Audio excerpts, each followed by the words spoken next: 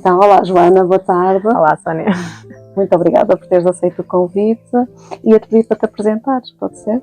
O meu nome é Joana, sou psicóloga perinatal, trabalho com mulheres e com famílias que estão nas jornadas desde a pré-conceição, gravidez, parto, pós-parto, também pela perda. Tem sido assim um trabalho muito bonito, muito humano de ir para um lugar assim de cuidado e de conexão nesta fase da vida. Às vezes parece que é um luxo, não é? Termos tipo uma psicóloga a trabalhar connosco nesta fase, mas eu acho que é mesmo uma necessidade básica de nós também nos conectarmos uns aos outros, trocarmos ideias, também estarmos aqui muito na nossa humanidade partilhada. Então tem sido assim um trabalho muito bonito, também com um foco muito feminista sobre a experiência de maternidade e também, inevitavelmente, também com um olhar para as experiências que são menos positivas e sobretudo também que acontecem em contexto obstétrico. Tem sido sempre muito o foco do meu trabalho e é isso, pronto. Ok, antes ainda de falarmos do tema do dia, não é? Que é as experiências de parto e quanto é que isso impacta a saúde mental perinatal. Como é que tu vês a questão de o ser mãe sem se perder em si?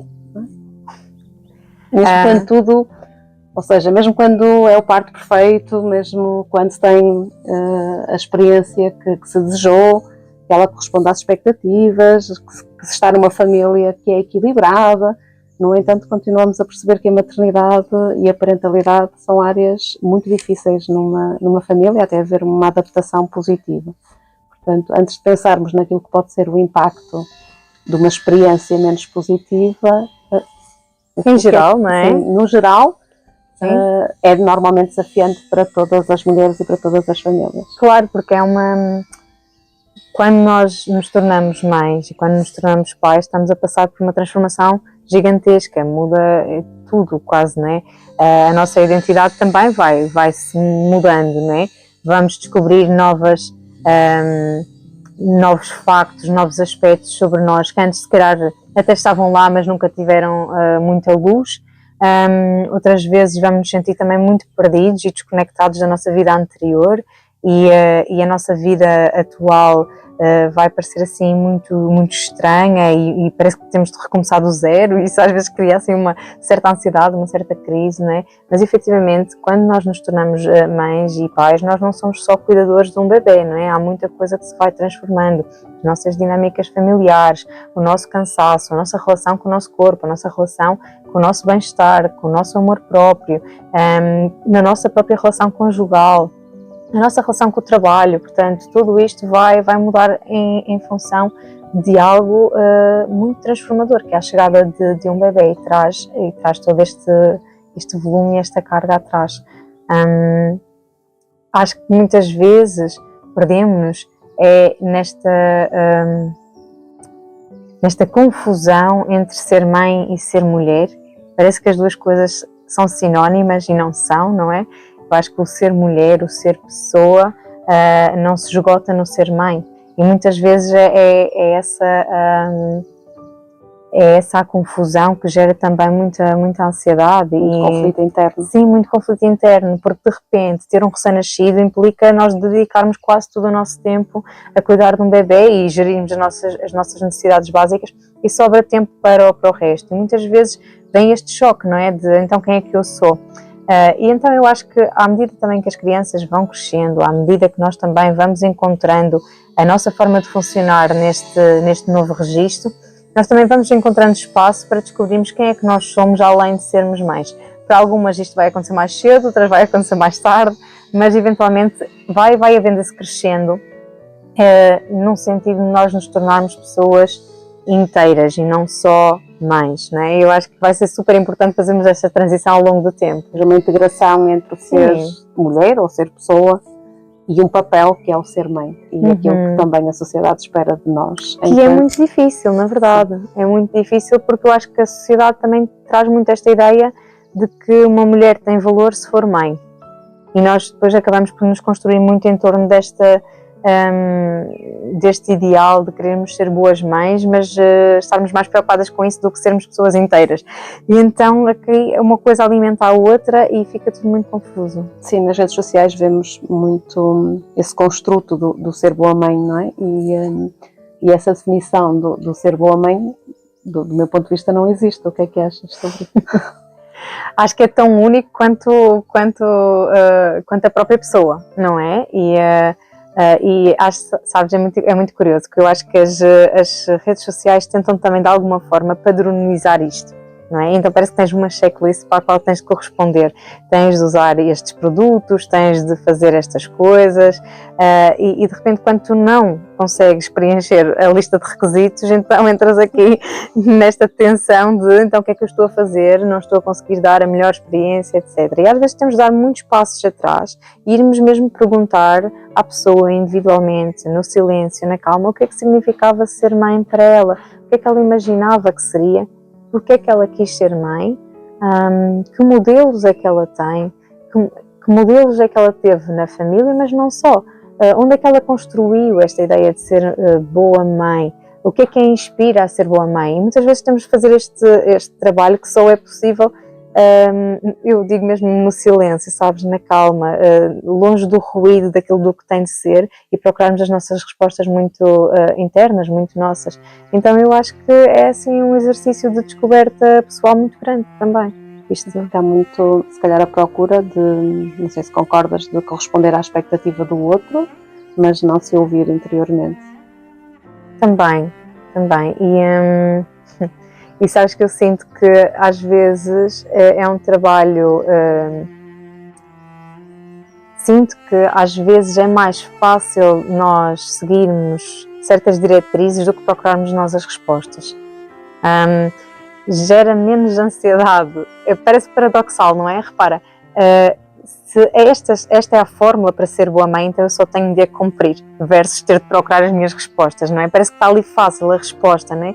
Então parece que nós vamos para este controle, para esta métrica, e a maternidade não é um projeto, não, nós não vamos receber uma medalha no final da semana, não, de todo, não há ali recompensa física, não há prémio, não é?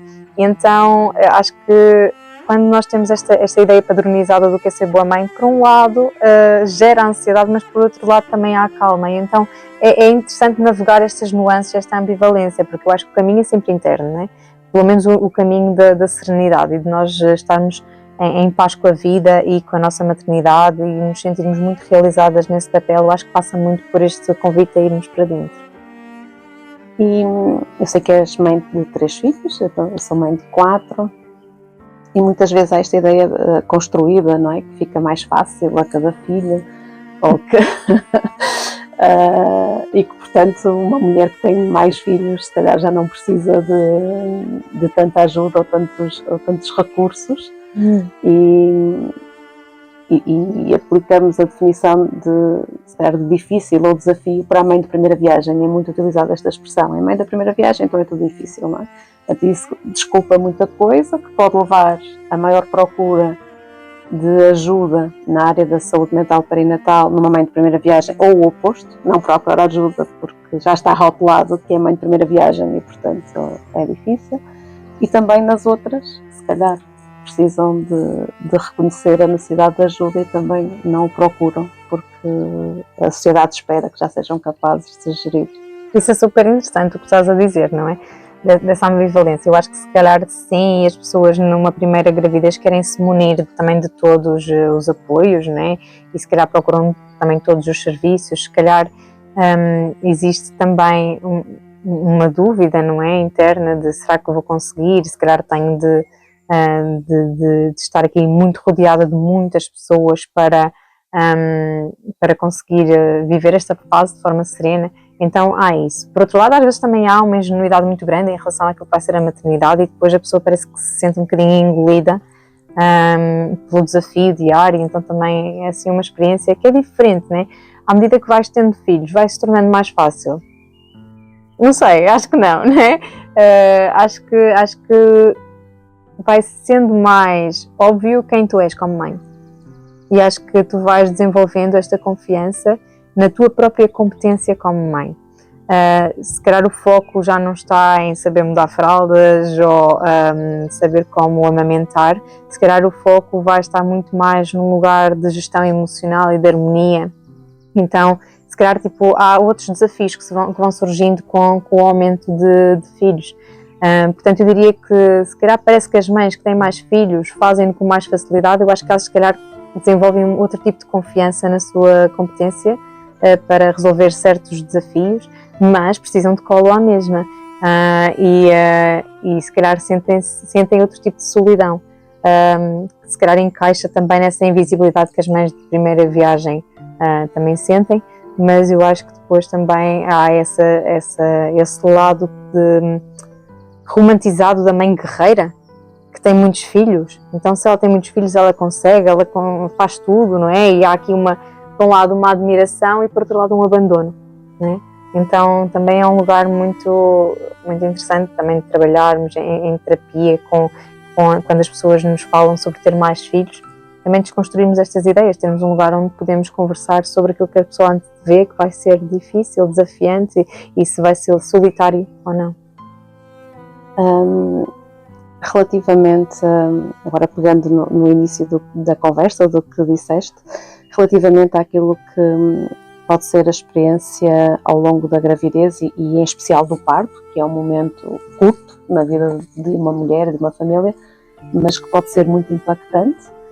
Como é que tu vês o reflexo da qualidade dessa experiência na saúde mental perinatal daquela mulher, daquela família?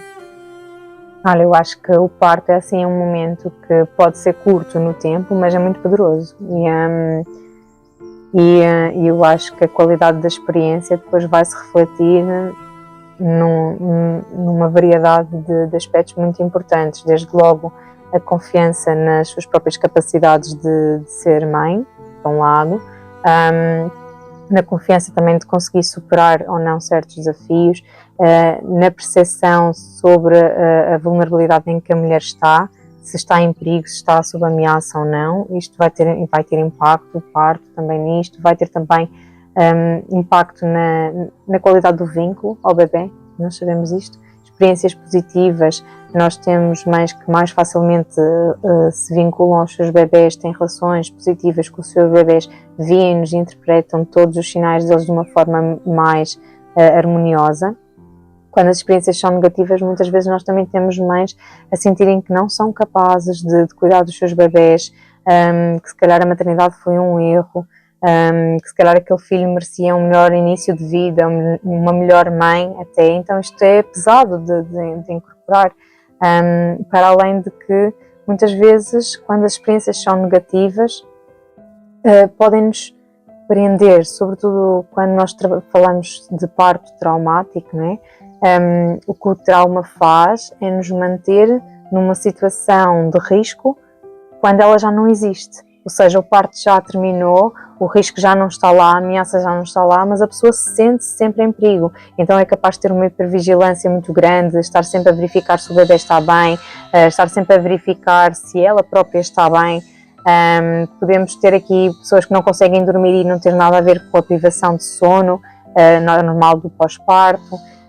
Podemos ter aqui uma volatilidade emocional muito grande, muita tristeza, depois também muitas memórias a nos assaltarem assim de forma inesperada e que nos provocam muito desconforto. Então a experiência de parto muitas vezes é negligenciada, e quando nós falamos de psicologia perinatal parece que se fala de tudo e temos cursos sobre tudo, e o parto raramente aparece, ou aparece como nota de rodapé. E é um momento que eu acho que é tão central na história. No fundo, eu gosto sempre de olhar para o parto e gosto muito desta ideia de que o parto é um encontro, e é a primeira vez que tu encontras o teu filho, o teu bebê, e é normal que as pessoas tenham expectativas para este momento. É normal que as pessoas queiram encontrar um bebê bem, saudáveis, elas e o bebê, que tenham tempo para se acostumarem um ao outro, cheirarem um ao outro, estarem naquele calorzinho, no amor, em tudo aquilo que a pessoa imaginou. E muitas vezes as experiências de parto são negativas porque muitas destas coisas não foram permitidas. E não tem a ver com a intervenção X, Y ou Z, tem muito a ver com esta dimensão emocional de eu queria ter conhecido o meu filho nestas circunstâncias, e as circunstâncias é eu capaz de cuidar do meu filho, capaz de amar o meu filho, capaz de estar sozinha com ele e nutrir e gostar daquele momento, e essa oportunidade foi de alguma forma roubada, e isto é o que realmente impacta as pessoas, não é? Às vezes temos esta ideia de que as mulheres são caprichosas e queriam um plano de parto que cumprisse aquela checklist toda, e não é disto que se está a tratar quando as pessoas ficam presas a isto. Por um lado falaste da experiência de parto, quando negativa, pode gerar situações como um stress pós-traumático, ou seja, descreveste alguns sinais e sintomas de stress pós-traumático que eu, enquanto enfermeira especialista nesta área, também identifico em muitas mulheres e em muitas famílias.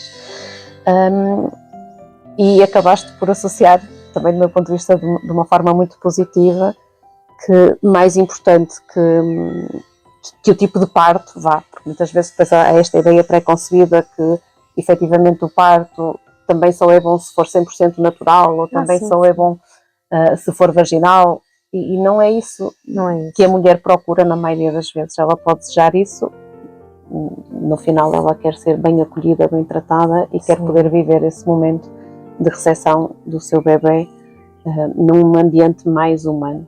E muitas vezes, se calhar o que percebemos é que isso não lhe é dado, não porque não é possível, mas por protocolos, por organizações.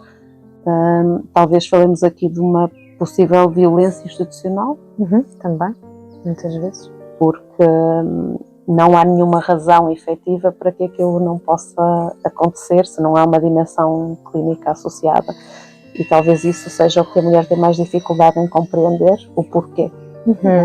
E é profundamente assustador tu estás num lugar onde, numa situação vulnerável, onde tu não te sentes segura, não é? E a segurança pode ser garantida ou, por exemplo, ser permitida a presença de um acompanhante, não é? Uma coisa tão simples quanto isso, a mulher ter ali alguém que conhece, que gosta, com quem se sente protegida, e o mero impedimento desta pessoa estar lá presente pode constituir assim uma ameaça e pode fazer com que o ambiente já fique muito mais ameaçador para ela, não é? Já não ser tão positivo. E temos outras coisas, tipo, temos também aqui a questão da autonomia e do poder sobre o próprio corpo, de decisão sobre o próprio corpo.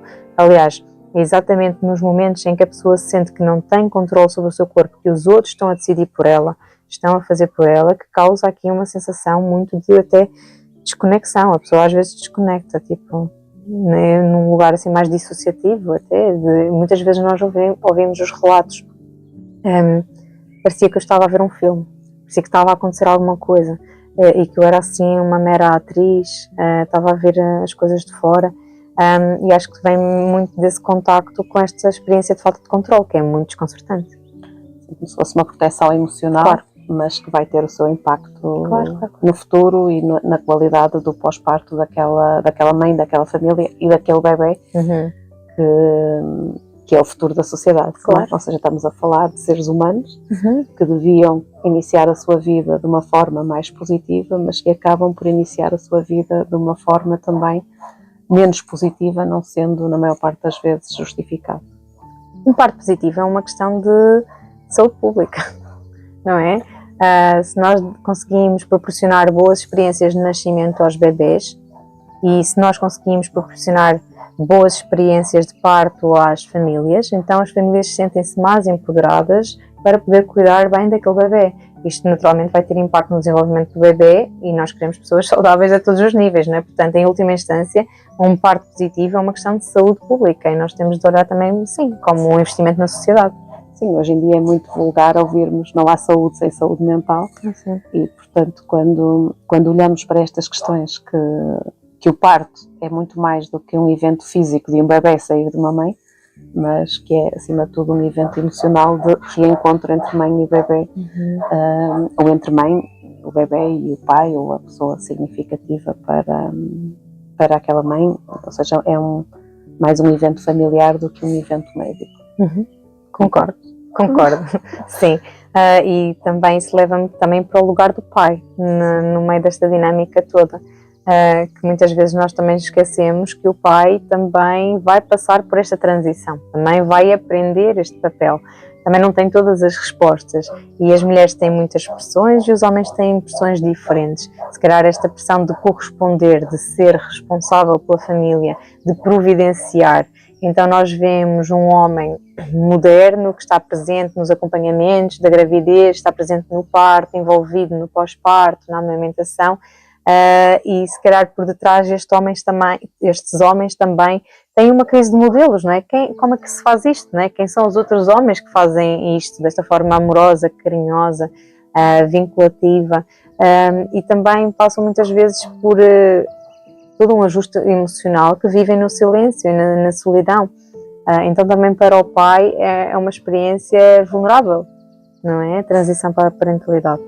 Portanto, podemos também pensar em muitas vezes em sentimentos de impotência ou de stress pós-traumático para os pais que hoje em dia estão no contexto do parto, quando esse parto foge muito daquilo que seria a expectativa, ou que a pessoa ou as pessoas envolvidas o sentem como uma experiência menos positiva ou traumática.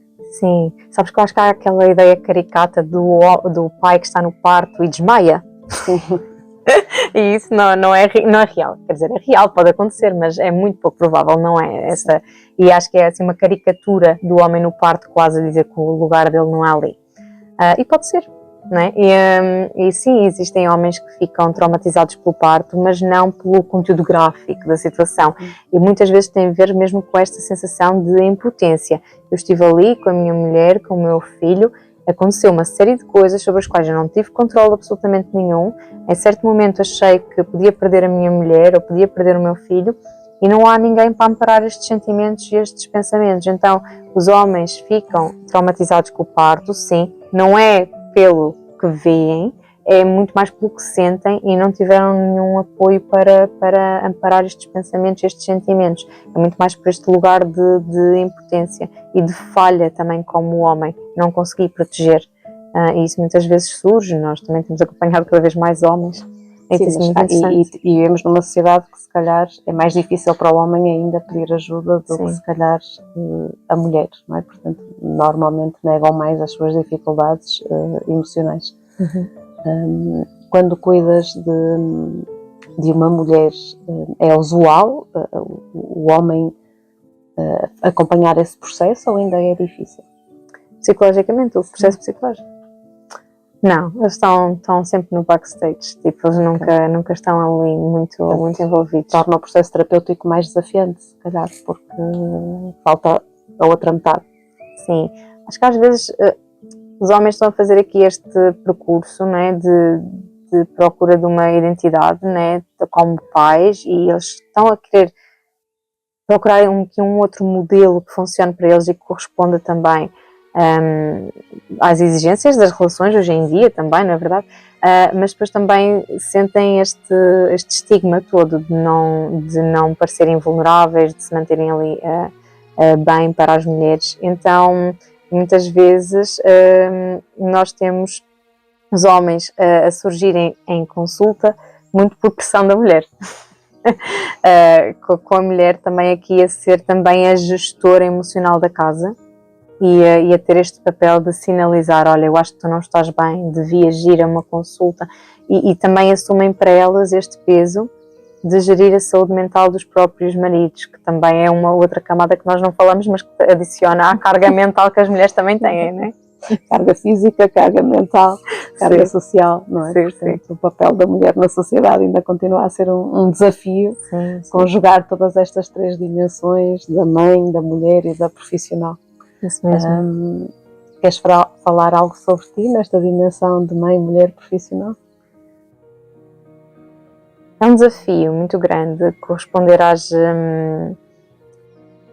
todas essas dimensões do que é ser pessoa, né? Eu naturalmente gosto muito de ser mãe, via sempre isso quando imaginava a minha vida adulta, era uma coisa que eu queria incorporar muito, este conceito de família, até de família grande, um lugar onde existe muita segurança, muito divertimento, muito acolhimento, muita responsabilidade uns pelos outros também, muito cuidado. Mas nunca o imaginei na sua totalidade, ou seja, que eu fosse só mãe, né? faz-me falta também outro lado criativo, outro lado profissional, o lado que é estratégico, que resolve problemas. E depois também o outro lado, né, de quem é que sou eu, que não sou nem profissional nem mãe, o que é que sobra, não é? Coisas a que eu gosto, né? Então é sempre uma procura e curiosamente eu, à medida que fui tendo também os meus filhotes, foi-me permitindo poder explorar este terceiro lado, que não tinha nada a ver com ser mãe, nem nada a ver com ser profissional. E então eu acho que o parto da minha terceira filha, como eu já sabia quem eu era como mãe, como eu já sabia para onde é que eu ia como profissional, porque isso já tinha estado resolvido nos últimos anos, né? Deu-me espaço para explorar outra coisa. Ok, que música é que eu gosto de ouvir? Que filmes é que eu gosto de ver? E se eu fosse ler um livro sobre X, Y, não Z? Então, de repente, também, claro que falo aqui num lugar mais privilegiado, né? Que realmente tinha uma condição familiar que me permitia também estar de licença tranquila, mas permitir-me realmente descobrir coisas sobre mim. Isso foi muito restaurador. Neste momento sinto que fiz essa harmonização entre todos os papéis. Como se fosse um círculo, não é? Que, começamos no mulheres, terminamos na família, mas voltamos à mulher. Sim, é curioso, nunca tinha pensado nisso, mas faz sentido, sim. Muito obrigada, Joana. Obrigada.